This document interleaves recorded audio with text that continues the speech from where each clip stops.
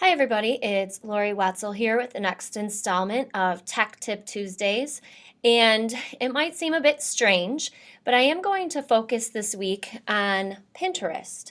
And though I'm sure plenty of you use Pinterest for social networking reasons or stay away from it because it is a social networking kind of website, I wanted to share with you some of the advantages of using Pinterest as a professional development tool. I'm here on Pinterest.com, and if you don't have an account, you want to first create your Pinterest account.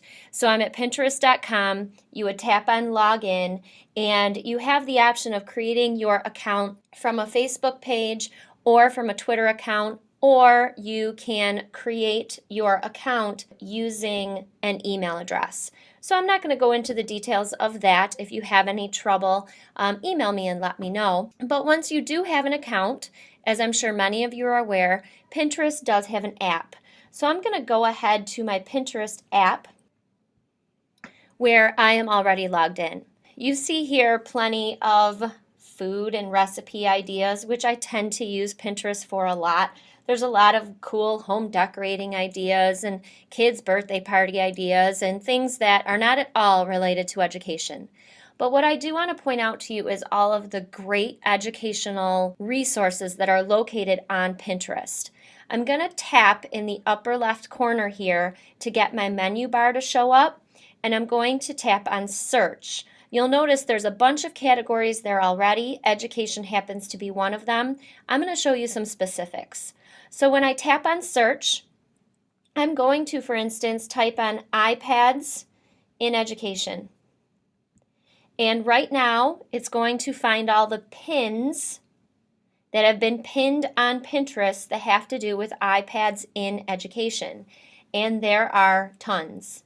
Not only are there individual pins along the top menu bar, you have boards, and you have people who have created boards that are full of pins that have information about using iPads in education.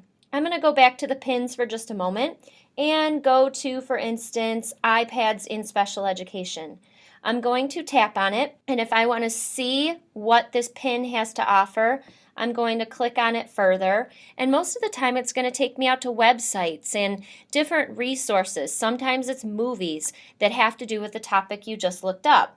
If you take a look at it and it seems like something that's useful, I'm going to go ahead and X out of it for now. All I do is tap on repin, and you choose which board you want to put it in. I've got lots of boards, obviously, because I've been using it for a while, or you can create a new board. I'm going to use my iPads in education and tap on pin it. And while I might not want to look at this content right away, I now know that I have a board in Pinterest called iPads in education that I can go back and look at some of the great ideas that are there.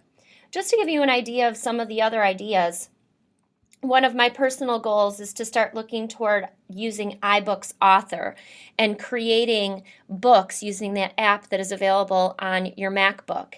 And there is an entire page and more of how to use iBooks Author in education.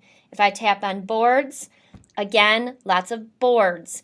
And if you wish, iBook Author and eBooks, this very first board on the left-hand side, I can follow the entire board and then see all the pins within it. If you're a math teacher, you can get very specific in your searches, and that holds for any content area.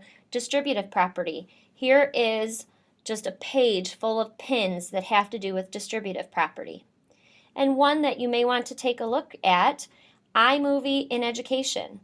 If I tap on this, there are tons of pins about how you might use iMovie in education, just things that you might want to check out. In addition to being able to look at pins and boards and pinning them to your own account, you also can look for people. So if you know there's another 6th grade teacher in your building that is already using Pinterest and has already pinned a lot of great ideas, find that person within Pinterest. And Sarah, I hope you don't mind that I'm using your name. I'm going to go ahead and search for Sarah Loveridge, who's a 6th grade teacher at Disney. Of course, you want to touch base with her and figure out which one she is, and then go ahead and follow her. And I happen to already be following her, as you can see, and I can see all of the pins that she makes to her boards, and that will allow you to collaborate on your resources that you find. Again, maybe Pinterest isn't something you considered to be a resource that you would use as a classroom teacher. Hopefully I've shown you a few resources you might want to check out. You know where to find me if you have any questions. Have a great day.